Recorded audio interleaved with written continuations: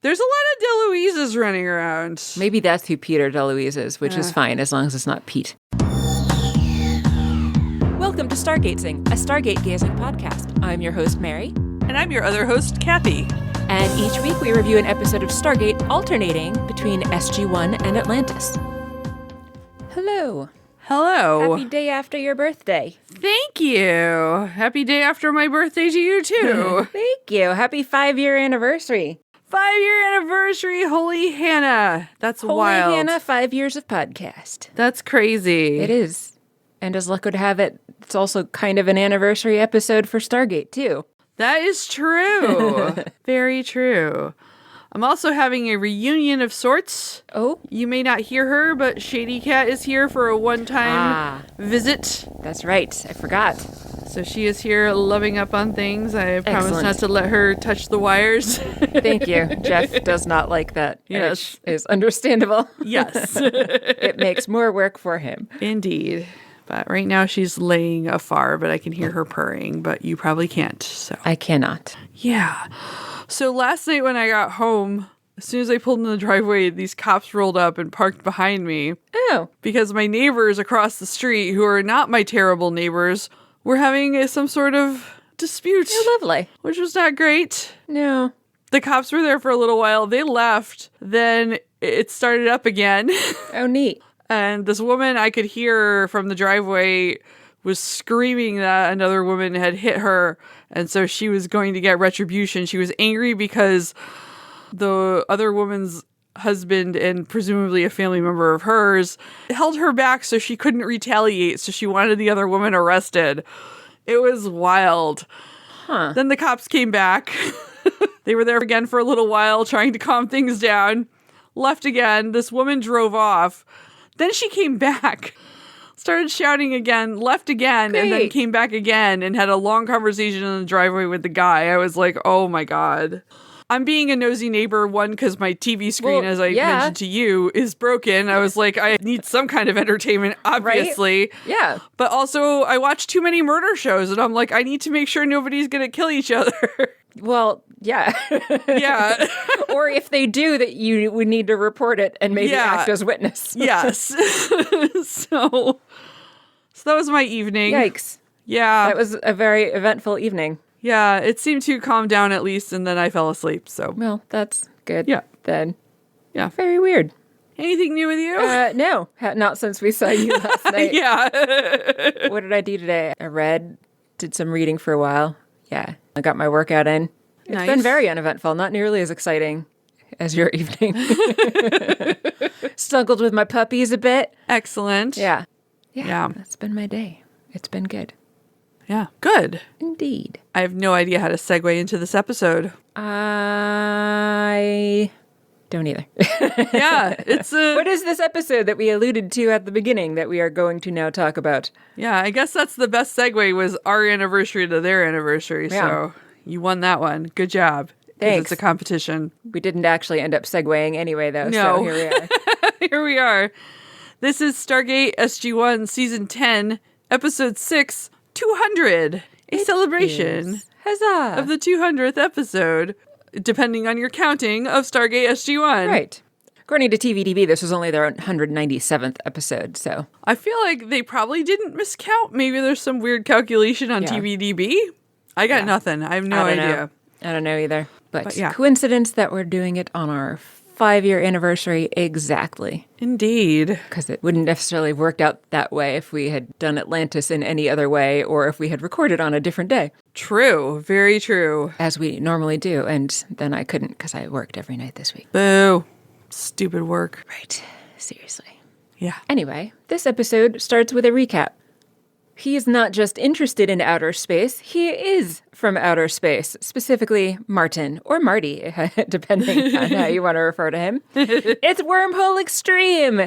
It does say Colonel on my uniform. Everyone guesses the Air Force must be okay with this show happening based on SG1, or they wouldn't have let it happen, presumably. You remember that time that the Furlings finally made an appearance? The adorable Ewok-like Furlings? And how they had all kinds of adventures with the Furlings? Yeah, we don't remember that either. But then they actually clarify that that's not a thing that ever happened.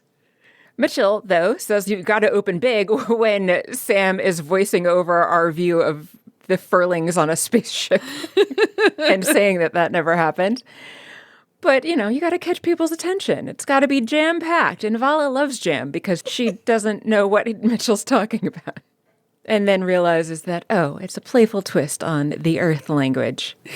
Sam just thinks this whole furling storyline is very stupid.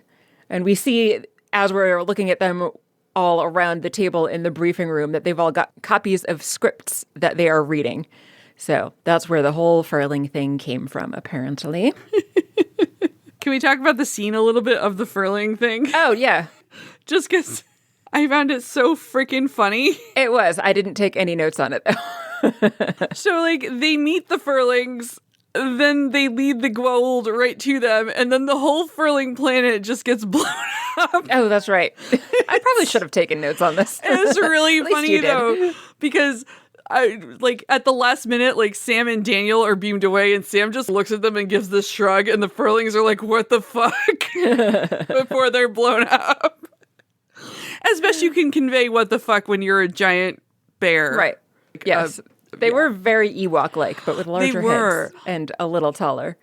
I was listening to the commentary on the DVD about this, and they said that they initially looked too much like Ewoks, so they gave them a koala head. Excellent. But yeah, it's so goofy. It was very silly. Mitchell goes on to try to convince everybody that whatever this thing is that they're working on, which hasn't been made exactly clear yet, is going to be fun.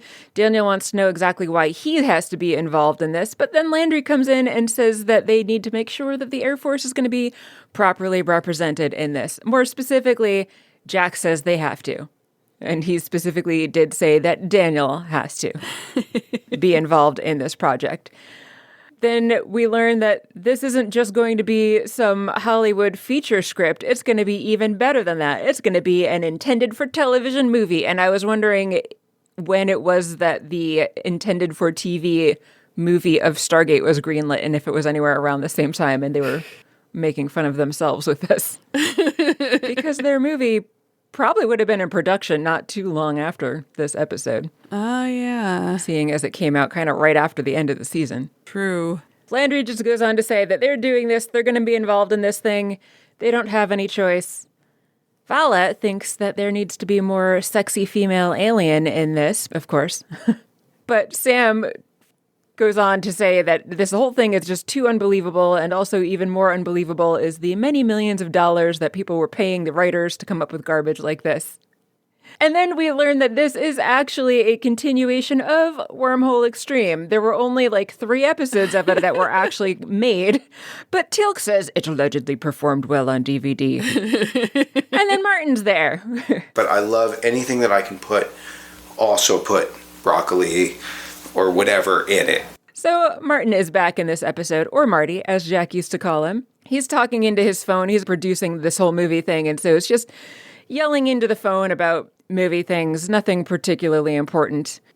And then he complains about how bad the cell coverage is here because they're 26 stories underground or whatever. But we've seen Sam use her cell phone down here, so it's True. Apparently doable. But all that concrete, man. Yes, it is a lot of concrete and many stories. Yeah. Martin says that he should have given everybody his first draft. It was a lot better, apparently, but the producer brought in other writers instead of letting Martin write the script.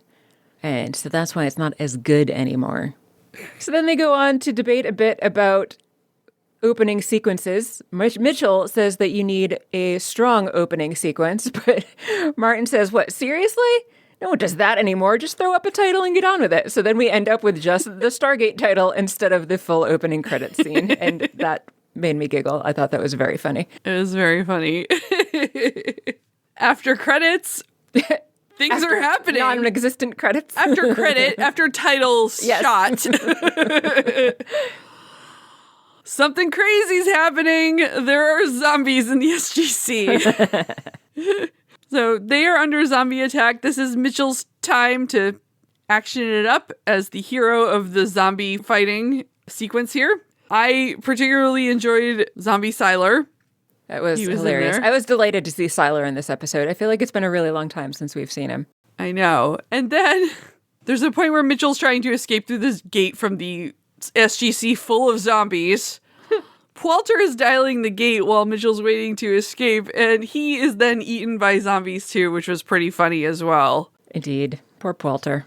What a way to go. I know, After all right? his hard work. Right? He really played it up, though. I thought it was great. Yeah, it was very funny. Then we cut back to what's actually going on, which is not this. This is Mitchell's scenario, it turns out. He's pitching to Marty, and Marty is like, zombies have been done to death. So he is not on board with Action Mitchell versus zombies. Which, Yeah, I kind of agree with Martin on this one, though. fair. Marty gets a phone call then, which multiple times when he's gotten phone calls in this, did you notice his ringtone is the Wormhole Extreme theme song? Yes, I did. It's very funny. It is. While Martin's on the phone, Daniel wants to know what was the rest of the team doing while Mitchell was fighting the zombies. But they don't get an answer because Marty screams, "Son of a bitch." And they're like, "What's wrong? Studio execs, huh?" Mitchell says, and Marty's like, No, Charlie's great. He's the only one I trust," which is what he also said to them. But he reports the bad news that their lead backed out. So how is he supposed to do a movie when they don't have their lead character? And Mitchell's like, meta humor time. You just bring a character in to replace him. Like they did with Mitchell and Jack. Indeed. Yeah.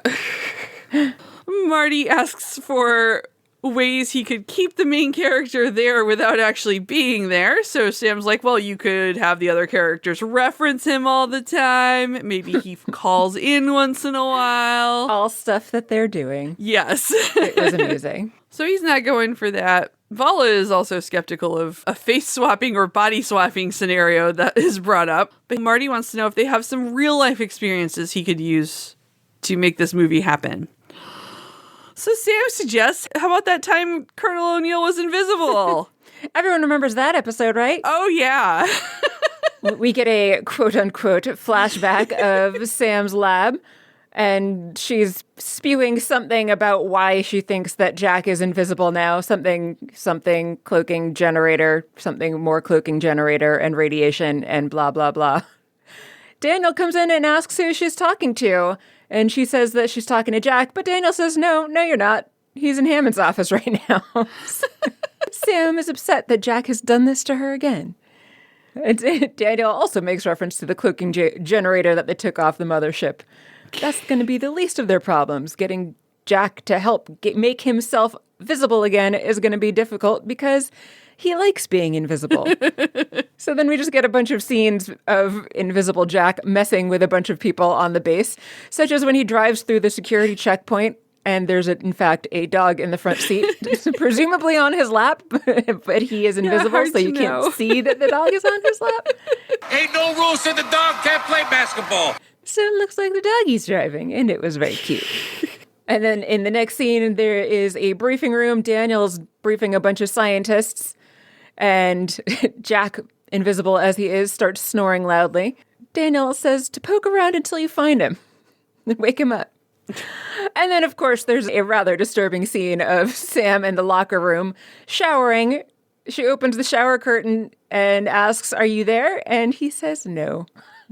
Joseph Malazzi wrote that he either came up or wrote most of this Invisible Jack stuff, but he definitely disavowed writing any part of that scene. He was like, I did not put that in. That was added. Yeah. And there's some other scene of supposedly invisible Jack and Teal'c walking down a hallway. Jack is holding a cup of coffee so that we know that he's there.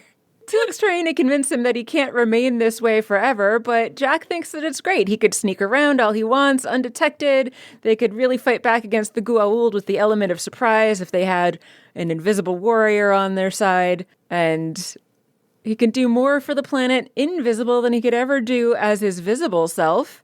Teal'c turns to look in the general direction of Jack's coffee cup and says, "I assume I am staring at you stoically." And they continue to banter. Jack's like, what, you're not buying it? Teal'c says, no, you are most transparent. I see right through you. It was just very silly, and I enjoyed it very much. So very silly. Can I inject one more thing into this? Of course. No, you can't. Fine. All right. I won't tell you about how that actually is Richard Dean Anderson wearing a green outfit. Oh, really? Yes. They went through all of that. Okay. Apparently they wrote this thinking they weren't going to get him, but then they could, and he was actually going to be there the day that they were going to film this to do the voice anyway, so he just suited up. That's really funny. That It's seems like way amazing. more work than it would have been to just be suspending a coffee cup from like some fishing line or something. Right? But that's pretty great. Yeah. Next scene, we're in the ring room of some Hatak, and there's a bunch of Jaffa in the room, and they're all knocked out by seemingly nothing. And then the rest of the team beams aboard and are just looking around at all of the unconscious people on the ground. The three of them continue to kind of look around in the hall, try to figure out where to go, and we hear Jack saying, hello, hand signals, I'm waving you over. Sometime later in Sam's lab, Jack is spinning around in the empty chair, of course, still invisible, and Sam has figured out a way to make him visible again. Huzzah! And then just before she is able to make him visible again, the power goes out. But that's as much as we get of that flashback. We never found out how he was actually made visible again. Or if. Yeah. Maybe he hasn't been in DC this whole time. Maybe he's just been invisible. Maybe. And shockingly quiet. Yes. That would be very shocking. Yes. He just loves messing with everyone. He does. After the supposed flashback, we are back in the briefing room with the team. Marty isn't buying it. He thinks it's kind of a cheat to have your main character that you want to be there but isn't invisible. Mitchell says maybe don't mention him at all. Marty adds that maybe that's too much of a superpower. You don't want your heroes to become too powerful. Sam says, well, then you invent negative side effects. And she says that's how they talked O'Neill into becoming visible again. Landry comes in to let SG1 know they're cleared to leave. They have a mission off-world. Marty's pretty upset about this. He's like, we aren't done with my script. Landry is like, yeah, I'm the general. They're leaving. SG1's real happy about it. Martin gets to follow them along, though, so he's asking, what are you doing? You going somewhere important? Sam says to the others that it's just a recon mission, and Mitchell's like, but don't you know this is my 200th trip through the gate? 200? 200. What? Sam says, you're counting? And he's like, hell yeah. They enter the gate room, and they've already, at this point, even though no time has passed for us, they've gone and changed into their off-world gear. I liked when Teal'c said that he was reflecting while changing into their gear, even though it was clearly no time at all that had passed since they went from one room to the next. So that we know. Right. It was very silly. Yes. Teal'c says that the thing he was thinking about is that this is far from his 200th mission. And Mitchell's like, no, not 200 missions. 200 times I've been through the Stargate. That's a lot of things to keep track of if he's also presumably really tracking is. his missions. And like, right. Yeah, he's pretty excited about his 200. But as the gate is dialing, it shuts down. It's just broken. It's not working. Mitchell wants Sam to fix it. And Daniel adds quickly because none of them want to talk to Marty. Next, we're in some sort of a flashback again. There's replicators there. Daniel, Sam, Mitchell, and Teal'c are all running and firing at them. Keep firing, assholes! Mitchell's got the ancient weapon that they were able to use to destroy the replicators. Sam mentions that they've got 10 seconds before the time dilation field is activated. They need to make it through the gate or they're going to be stuck there forever. And there's just replicators everywhere, so even though they actually have the weapon that works against them, there's just too many of them. And then there's also a bunch of Alkesh and cargo ships there, so just everything is going so poorly. There's Jaffa troops, but not the benign Jaffa troops, the ones that are still Goa'uld controlled. So everything is just going badly. And then all of a sudden, they're back on Earth, walking through the wormhole. No longer completely surrounded by Jaffa and replicators, but just coming down the ramp, talking about, woo, that was a close one. Daniel, voiceovers, what the, are you serious? And Marty doesn't see any problem with just waving away how they got out of that. Just let the audience wonder. But Daniel wants to know how they escaped. Marty says, isn't it obvious? Of course it's not obvious, because they were completely surrounded. And everybody is just upset with him for not giving the answer of how they got out of that situation. But he says it's just easier to write it that way. Then you don't have to actually worry about coming up with how they got out of it. And everyone will just accept it, at least according to Marty's way of thinking. He says that Jeopardy plus ticking clock is box office. It's the E equals MC squared of entertainment. Vala does point out that that wasn't Jeopardy so much as certain death, so you really do need to explain how they got out of there. But Marty says no, that would give away too much. And it might mess up whatever ending he says he's got planned for it, somehow. Something inscrutable. He concedes that maybe he'll have somebody say this should be easy when they're, like, getting ready to escape or something, and that should be good enough? Maybe?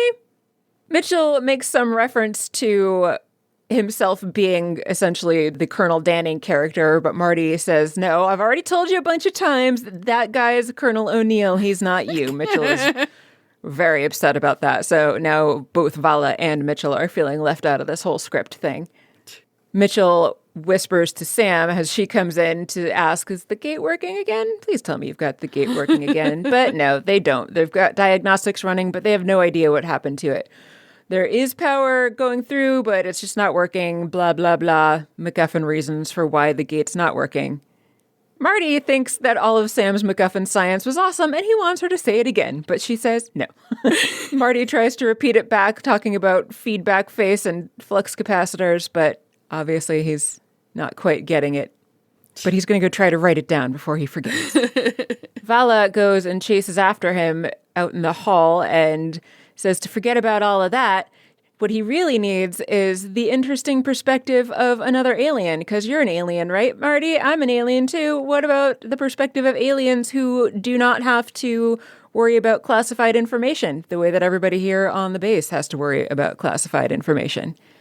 So she's going to share a story. Vala starts to narrate, as we see on screen, her ship crashing. She was forced to land on the nearest planet. She landed right on top of the Goa'uld who ruled the planet. She says this is fortunate because her ship was too badly damaged to repair. And then we see her standing outside her crashed ship with some golden boots sticking out from underneath the ship. So we are clearly in The Wizard of Oz, and she is Dorothy. Which is unsurprising given the number of times the show has referenced The Wizard of Oz, that they have a Wizard of Oz parody. She meets a bunch of Munchkin-like folks who are very happy that they have crushed the Goa'uld tyrant. She's introduced to a lovely fair-haired Tok'ra, who is Sam, who's been hiding on the planet, and who tells her about a powerful ascendant being. Worth mentioning that she's all done up like Glinda the Good Witch. That's and has true. Like long blonde hair and a big fancy dress. Yes. Yes, so Glinda Sam, Glam? Yeah. So Glam tells Vala about a powerful ascended being who lives in a far-off land. Sounds familiar. Yeah. Martin doesn't have time for her to tell a slow story, though, and tells her to cut to the chase. Vala says she met up with a number of her friends. And finally, they met with the ascended being. And then we got a scene from The Wizard of Oz where Landry is the great and powerful Oz. Daniel is the cowardly lion. Teal'c is the Tin Man. Tin Man. And the Scarecrow is Mitchell. Yep. It was very silly. It's really funny, too, because the cowardly lion is just drinking coffee. Yes. And Out of a looking regular mug. very unamused. I liked Teal'c's expression, too, just staring blankly into space with a little tilt of his head. The commentators on the DVD pointed out that that was, in fact, Christopher Judge's abs and not some sort of plating or anything. They wanted to point that out. Oh, really? Yeah. That's very funny. I did think it was very funny that he had abs like that as the Tin Man. I didn't realize it was his actual abs. It's his actual abs.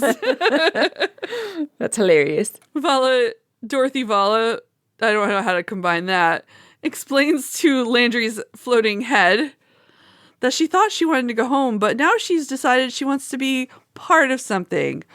A regular part, if you know what I mean. Claudia Black, regular cast member. Even in the opening credits when there are credits. Yeah. It's very, very goofy. It was. And then we cut back to the briefing room where Daniel, Teal'c, and Mitchell are standing with Daniel drinking coffee and both of the others looking unamused at Vala as they were in the scene. Yes. Marty knows this is the Wizard of Oz. He's not buying it, and Vala is sad that he's seen that one. Marty then says he's got another phone call, but there was no ringtone that time. But Marty says it's on vibrate. He's just done with Vala. So he wanders off, even though Vala continues to chase him, saying she can sing. So she is very interested in becoming an actor, I guess. Apparently. Yeah. Oh, Vala. Sometime later, Mitchell comes into the control room where Sam is, of course, hanging out, trying to get the gate working still. He asks her how it's going, because, number 200 is waiting there, Sam. But she says that she's hoping that they haven't done permanent damage to it, hopefully, at this point. Mitchell doesn't understand how the thing could work perfectly fine for 10 years, and I was thinking to myself, well, really, this gate hasn't been there for 10 years. True. But he doesn't understand how it could be there for so long, and then all of a sudden it just doesn't work anymore. That doesn't even make any sense. Sam doesn't know. Poulter tells her to give it another try. So they give it another try, but then Poulter's getting some strange readings. Then there's just lightning and sparks, and Sam yells to shut it down. They've got to close the blast door. Lightning is arcing all over the gate room. Sam can't shut it down.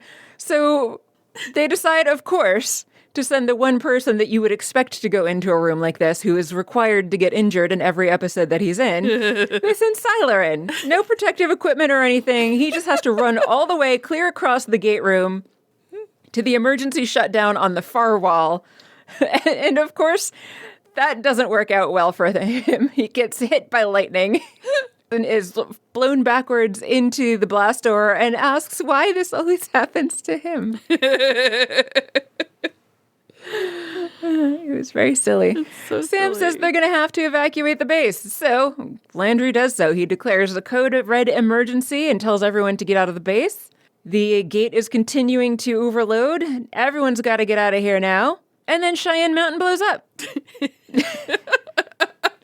End of series.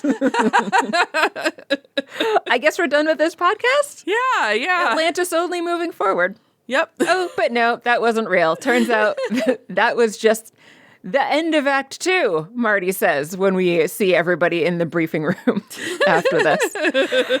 Daniel's like, how does the mountain blow up? Marty says, because there's no possible hope for survival, right? And it's great. He wrote it based on what's going on at the gate. And he loves it when art imitates life. But the gate isn't blowing up. It's just not working. So I wouldn't really say that that is art imitating life. He's just running with an idea. Yeah, Mitchell wants to know how they're all alive in the next scene. And Marty hasn't figured that out yet.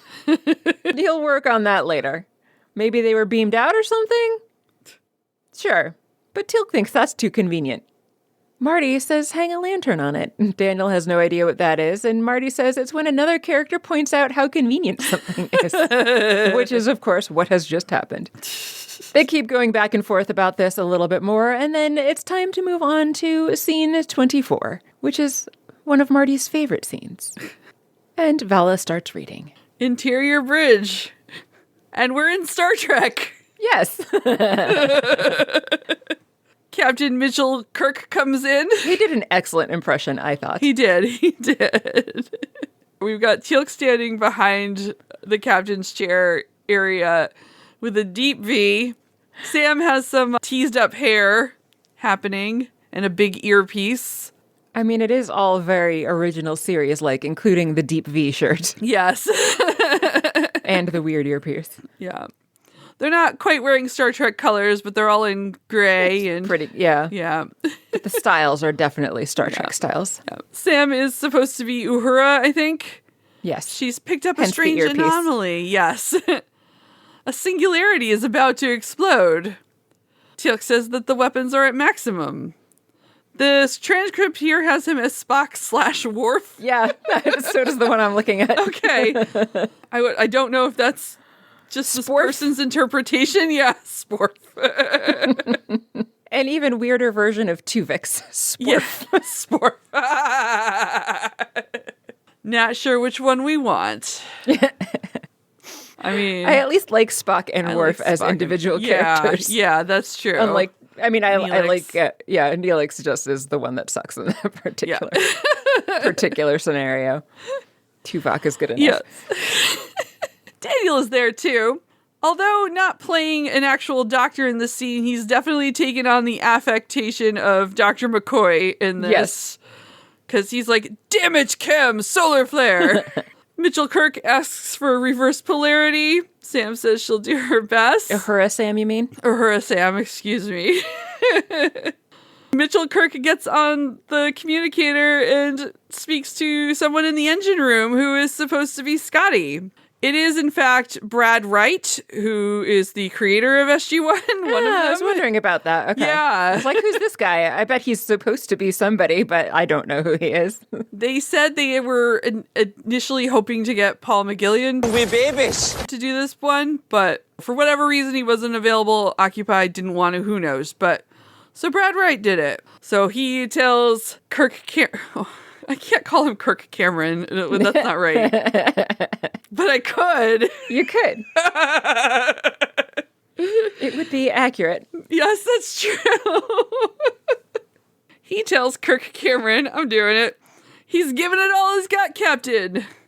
But you're expecting a bloody miracle. In a Scottish accent that I can't do. But the scene is interrupted because Daniel is like, hang on, this is Star Trek, number 1. And 2, it's ridiculous. Marty wants to know what's wrong with it. And Sam says the singularity is about to explode. That's so wrong. Obviously. Daniel wants to know how having weapons at max is going to help the situation. It's so...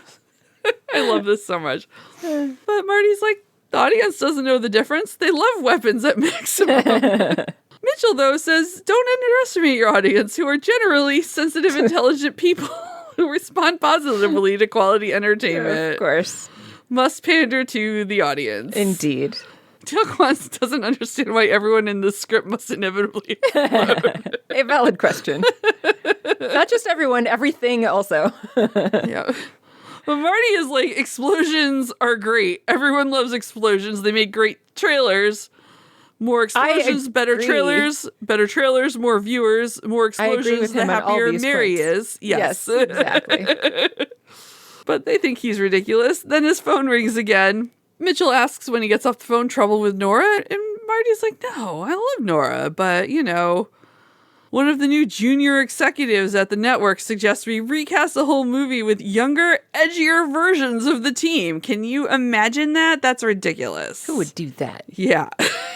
Stargate Universe. No, I'm just kidding. There are people of all ages in that. Then we do get a view of a spaceship with a younger version of all of the team. So there is young Teal'c there and young Carter, of course. Young Mitchell is there. I guess they've given up on it being Jack at this point because we've been seeing Mitchell in these various scenes. Teal'c is saying things like, yo, dog, what'd you do that for? And young Mitchell says, dude, that hot chick was so totally a gold. It's very ridiculous. This is, of course, after they had just shot somebody that was a Goa'uld. Young Mitchell is not feeling very appreciated here, and young Teal'c had apparently wanted to tap that person that is now dead. Sam thinks that Mitchell is totally awesome and just wanted him to know. And Teal'c looks sad when she goes ahead and kisses young Mitchell. Young milk. And then the phone rings, and Teal'c asks Wonder Bread if he's got the address figured out yet. And that's when we find young Daniel is elsewhere, typing some stuff into a DHD, and of course young Vala is there also. Daniel tells Teal'c to chill. He's translating as fast as he can. And meanwhile, Vala is complaining about being an object to be worshipped. She's a real person, though, with feelings. She doesn't want people to just see her as an object, of course. And then Daniel gets all sad because he doesn't think that Mitchell likes him anymore. And then Vala says she's pregnant. And Daniel is shocked. It's so good. It was very silly. So ridiculous. Yes. That's all we get of young SG1. Yes. Old SG1 is not impressed with this version of them. Marty says he needs a latte, and he goes to leave, but Vala has another pitch for him. They're in a cloaked cargo ship, she says, on a simple 3-hour recon mission. And Marty's like, Gilligan's Island. And she's like, oh, you saw that too. So sad. Indeed. Apparently, they did write a script for a Gilligan's Island, but it didn't make it into the show, the episode. I would have liked to see that. Right? Marty advises her to rip off something more obscure next time. So she says, okay. And then we get another flashback. And what she is ripping off is Farscape, which is a show that so funny. Both Ben Browder and Claudia Black starred in. And that's why they are now together in this show. Yes. I've watched a few episodes of Farscape, but it's been a really long time, so I really didn't remember much. So I started to watch it, but I fell asleep watching the first episode. I have not seen it in a very long time. So my enjoyment of this is not probably as deep as those who remember or watched Farscape. I remember it being hilarious when I saw this the first time around, which was much closer to when I had seen Farscape. Yeah. And it sounds like it was Ben Browder and Michael Shanks' idea to switch it so that Michael Shanks played Ben Browder's character. Nice. Yeah. That is excellent. So we just get this scene of Farscape things happening where Vala is playing her character, Aaron Soon? Mm-hmm. Yeah, and Daniel is playing John Crichton, who is... Whoa, wait, I'm John Crichton! Ben Browder's character. This is so confusing talking about it when things are going on. And then Sam is a bluish alien. Yeah. I don't know the characters. This is so bad. I don't remember them. This says Kiana. Okay. According to my transcript. And it was definitely the same ship from Farscape, too, nice. Which made it that much more recognizable as Farscape. And Teal'c is listed as Dargo. Yeah. And Mitchell is who? Stark? Someone named Stark, apparently. Yeah. I don't remember all the characters. It has been a very long time. So I'm not doing this scene justice. There's things happening. They're saying things which they did say in either the commentary on the episode or the special that's a feature that's on the disc for this episode, that these are actual things said in Farscape. That's pretty great. They don't really make sense, so we could not do it justice by trying to recap the scene in more specific detail. I'm so sorry about that. Much of it's not in English. Yes. Odren, what? Yes. Hesmana. Starburst the Draz out of here. What?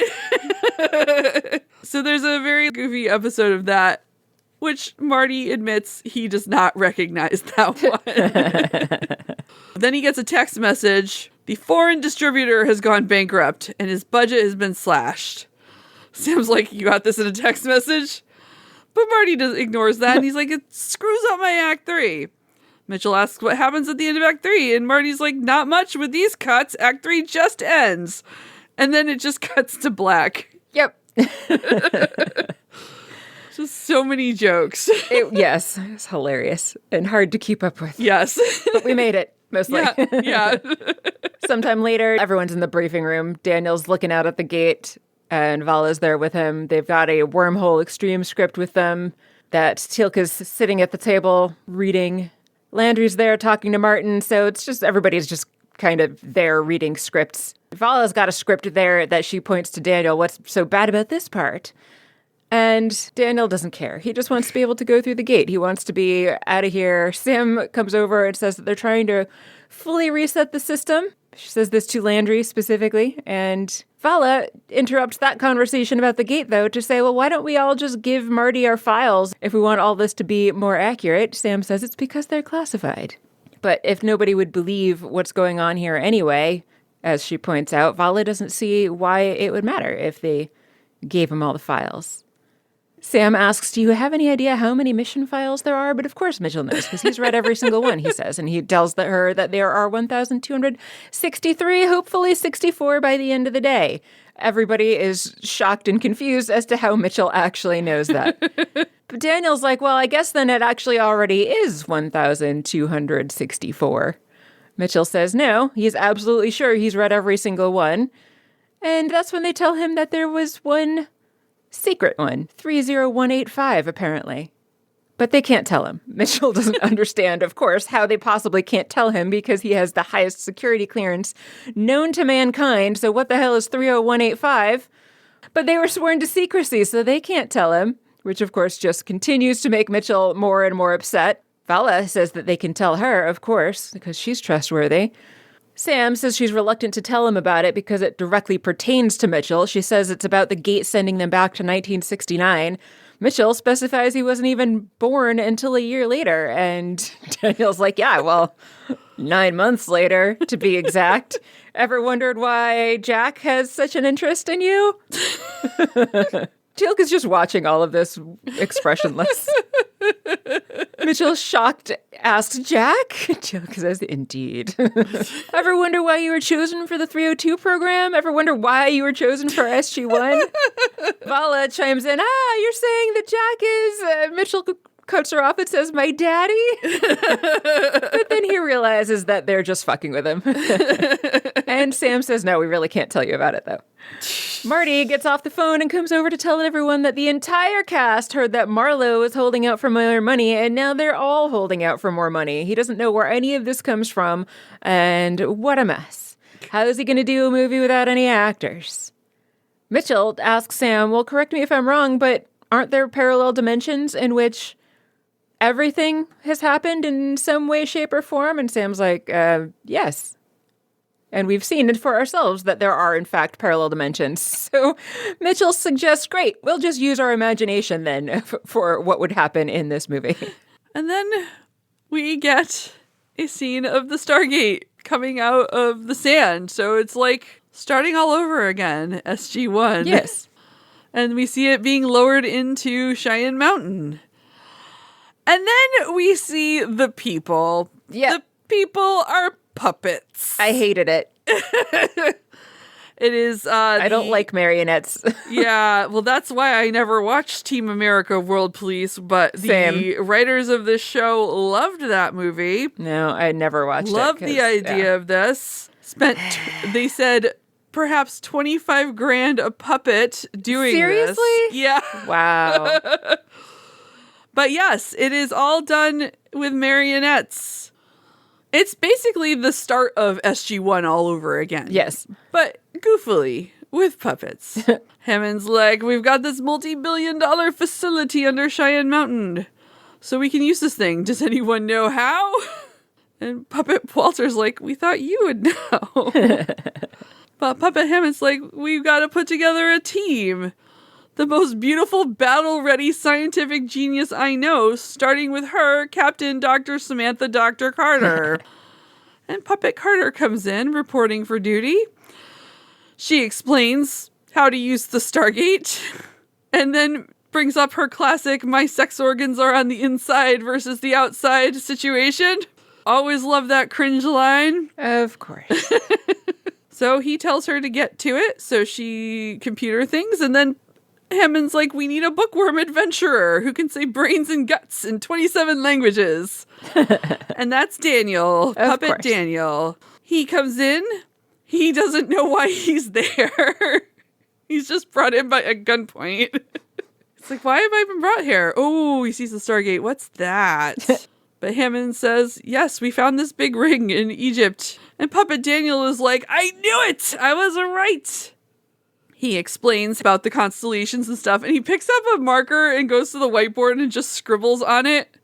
And it is a marionette doing this. It's just very funny. Daniel wants to know if there's a monitor that shows the symbols in detail, so Puppet Walter shows him that. I don't know why I didn't look at into that. Puppet Daniel also smears the actual monitor with the whiteboard marker too. It's just so goofy.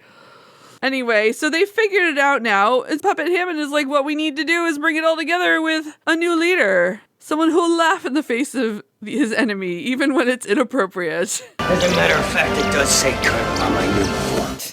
And it's Puppet Jack. He says, I thought I told you I retired. And Hammond says, I thought you said you were retired. And Puppet O'Neill says, in fact, I am a little tired. So we've got a mission to do, Hammond says, and Jack's like, okay, cool. Puppet Hammond tells Poulter to make the gate spin, but Poulter's like, it doesn't spin. But Hammond insists it spins. It's much cooler than not spinning. I'm the general. I want it to spin. So Poulter hammers away on the keyboard, and makes it spin. They're like anticipating whatever they're going to see on this new mission they're about to go on. Jack's like, don't get too excited. It's simple recon. Sam's like, aren't you even curious? And Puppet O'Neill is like, I'm just hoping we find some new meat for the team, preferably someone bald, mysterious, a warrior type with lots of... And the puppet is trying to like... A puppet can't really make a muscle with your bicep, but it's trying. While he's trying to come up with the word muscles. It's just so funny. I really enjoyed this sequence. I found it creepy. Yeah. It was funny, but also creepy because, as I said, hate marionettes. Yeah. So they go through the Stargate and all of their strings are cut. Yeah, it was grim. This was really bad. You just see on the Earth side all the strings just hanging down. Yeah. And then on the other side of the gate, they just collapse. Yeah. But Puppet Teal'c is there and he just gives a hearty laugh. Puppet Teal'c still dressed as first prime of Apophis. Yes. He's their enemy at this point. Or he doesn't even know he's their enemy. He's just cruelly laughing because people went through the Stargate and died. Yep. So this is a reality where you can't use the Stargate. Yes, apparently. But we also see Poulter and Hammond up in the control room, horrified at what has just happened. Hammond is like, dear God in heaven. And Poulter is like, I feel so stupid. And Hammond nods at that. So I guess he's also feeling kind of dumb. Very silly. Or he thinks Poulter's dumb. Not really sure. It was nice to hear Hammond again. It was. I agree. I was glad that they brought him back, even if it was just to do some voice work. Yeah. Back in the briefing room, Marty doesn't think that a whole movie made of puppets could ever possibly work, but Mitchell thinks it's a good idea, so apparently he was the one pitching this one. And Marty sarcastically says, sure, maybe we can have Puppet O'Neill jump over a puppet shark on, that is, 1/3 scale motorcycle. Vala, of course, doesn't understand the reference. Marty says that none of them know the business like he does, and if he doesn't have any money, he's just going to have to figure something else that he can give the actors instead. Sam suggests maybe bigger trailers. But no, of course, he can't afford that either. So he's got to figure out something that doesn't cost him anything extra, like a good ego stroking. I'm sure that would be enough to get people to work more. Oh, yeah. Yeah. He has to make them think that he rewrote the script just for them. So the next draft has to have something special for each individual that's going to be in the movie. Some kind of twist. It's got to be something that nobody's expecting. And then Jack walks in and says, you mean something like this? And everybody looks completely shocked that Jack is there. And I was delighted because at this point I had really given up on him showing up in person, and I thought that we were just going to get some voiceover work. So I was very happy to see Jack again and very excited. He's in his dress blues and he's just come in to say hi, basically. Vala says, I don't think anyone's going to see that coming. Daniel says, but of course there's going to be spoilers, and Sam mentions that it's going to surely be in the commercial. The people doing the commentary were complaining about the many times their twists were spoiled by the commercials or descriptions in TV Guide. I imagine so, right? Yeah. And then we get a completely different scene of Teal'c wandering around in a trench coat and a fedora. Everybody has seen this gif, or the gif that comes at the end anyway. There's a voiceover talking about how when it comes to fighting crime, there's only one mean man keeping the streets safe. We get a scene of a hallway, and on a glass window on a door, it says Teal'c, Private Investigations. The announcer says that he's keeping it real while he is doing all of his investigations also. And then we just get a close-up of P.I. Teal'c doing the little stroke of the brim and saying, indeed. And that's coming this fall. Indeed. I would watch that show. I definitely would watch that show. And Marty loves it. So Marty apparently would also watch that show, but he doesn't think that it's right for the network that he's working for. Teal'c looks very disappointed, and I was sad for Teal'c because I never like seeing Teal'c look disappointed. No. But Marty tries to make him feel better and says he promises to pitch it to him anyway, just in case. Maybe he'll be wrong. And then his phone rings. Meanwhile, everybody else is on the other side of the room talking to Jack. And apparently he's been in Malibu for reasons. He says he was there on business and just came by to say hi. Sam is surprised because, of course, he's an Air Force general with enormous responsibilities, she points out. But Jack said, yeah, well, I wanted to see how you were doing with Marty and see how things are going with all of that stuff. He continues to try to explain away a little bit more exactly why he's here. And Sam says it's okay to just say that you missed us. And he says, no, it's definitely not that. Daniel asks, unfinished business then? But Jack's like, yeah, sure, whatever. Mitchell says, we get it. You need closure. And today is my 200th trip to the gate. So you're probably here just for that, right? Jack is like, 200, you say? And of course, they once again clarify that that's how many times he's stepped through the gate, not actual missions.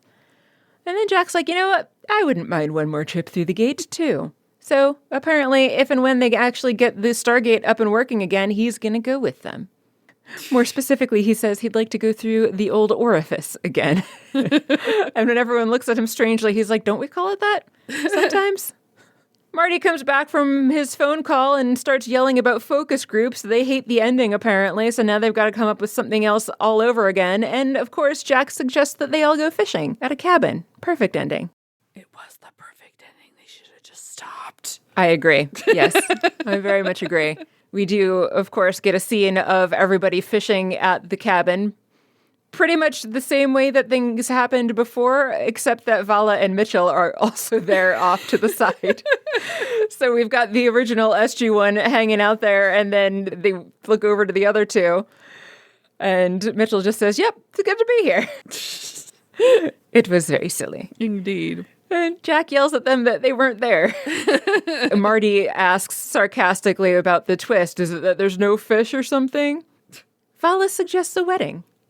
So, of course, then we get a wedding. It's somewhere outside. The wedding march is playing. Walter is sitting in the audience crying and trying to say that it's just a summer cold. And we see Teal'c and Mitchell dressed up in nice suits also sitting out there in the audience. Apparently, it's been a bit of a wait.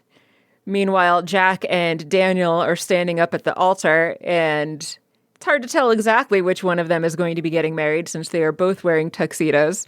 Daniel mentions the fact that if they have to stand up there much longer, then maybe people are going to start to think that Jack and Daniel are the ones that are. But then, of course, Jack cuts him off, even though he was clearly going to say the ones getting married. And then I was like, does Daniel actually have a secret crush on Jack? But then, of course, Sam comes in, and it's clear that she is the bride. And, of course, she's getting married to Jack. She comes down the aisle, and Jack tells her, nice entrance. She says, sorry, sir, because she's still calling him sir. And he admonishes her by calling her by her last name, which was also weird, because wouldn't he be calling her by her first name if they were going to be getting married?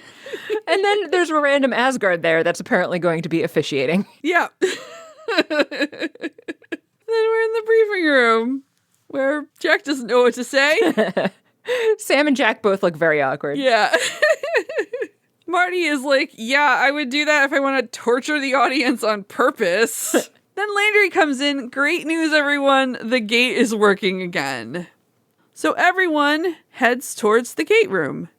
Marty, though, is like, but I don't have my ending. Ah. Very whiny. Yes. And it's, I don't know how much later. A few moments later. They're getting ready to go through the wormhole. And it's not just SG1, but Jack is with them.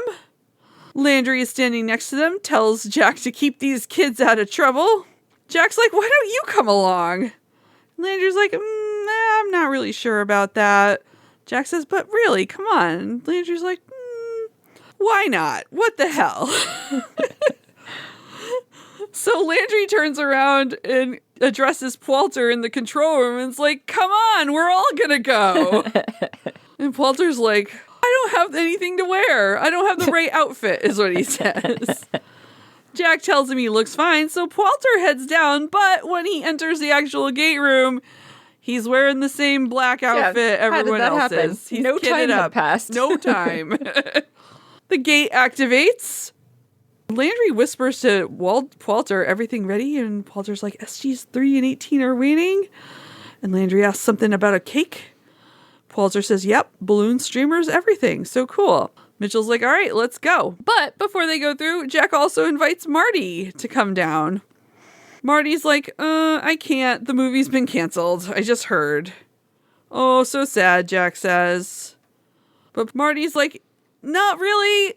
Just kidding. They're going to renew the series instead. So we're going to get more than those 3 episodes. Jack's like, cool. Neat. Well, let's go. So everybody but Marty heads through the gate in a happy ending where I guess there's cake and party balloons on the other side for Mitchell's 200th trip through the gate.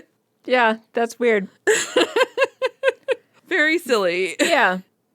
And then we find out later, after this, that 10 years have passed and Wormhole Extreme has been on TV that entire time. Puchinsky levels of success. Indeed.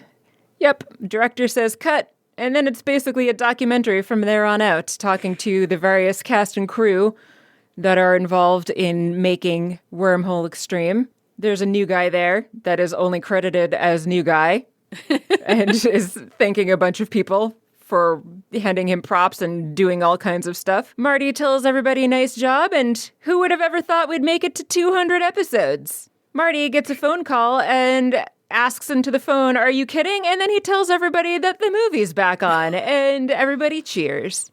Who would have thought? 10 seasons, 7 Saturn Awards for Best Cable Syndication Science Fiction Show. Who would have guessed? And first and foremost, it was great writing. And it's important that they've never taken themselves too seriously.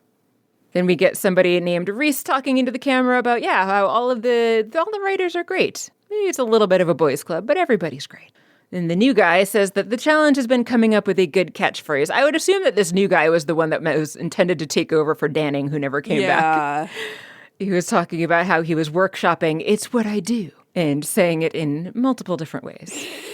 So it just continues on for quite a while, all through the closing credits, and I feel like it would be tedious if I just tried to recap every single snippet that every single person said. But it was amusing, and if you have access to the DVD, I would definitely recommend giving it a watch. Yeah.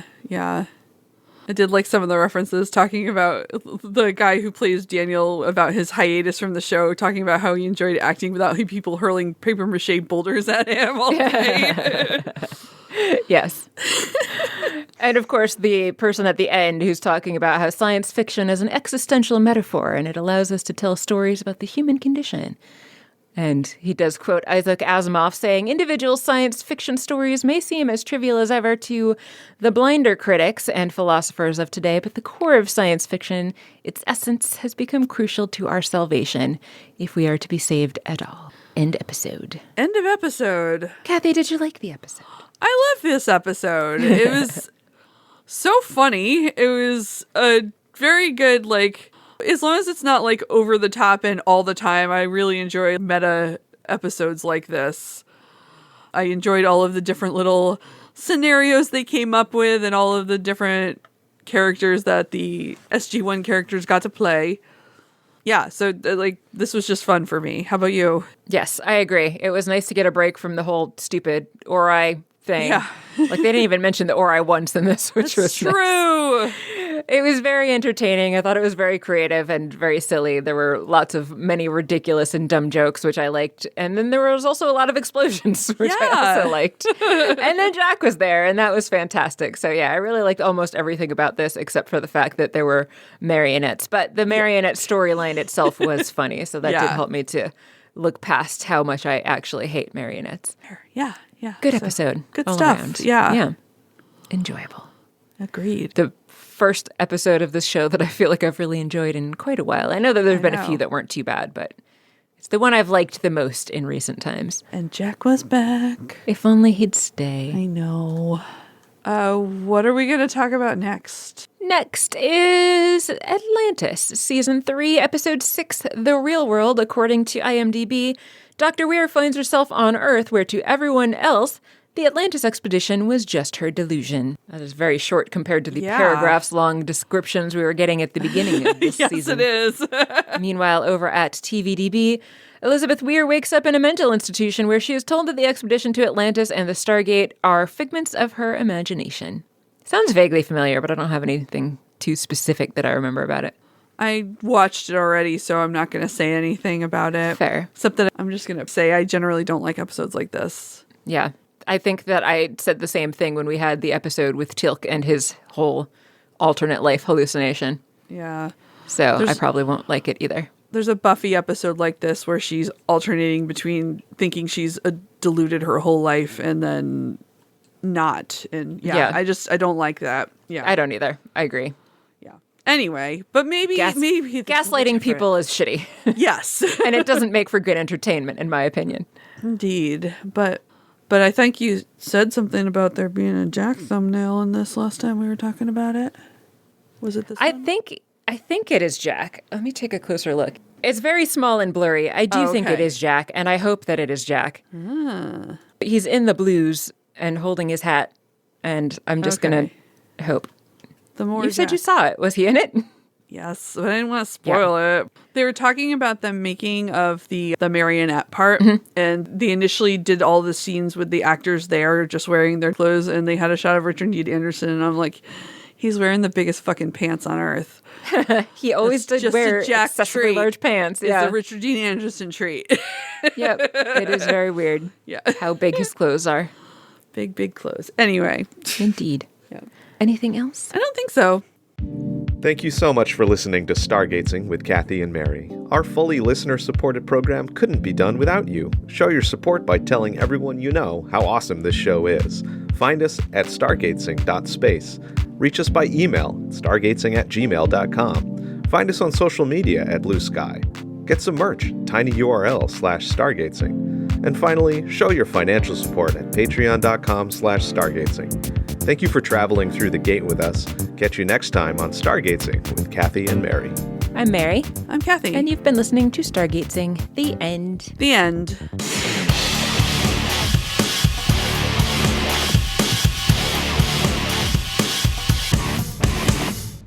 I'm going to go back to doing nothing. You do that. I think I'm going to do a little nothing too. Excellent.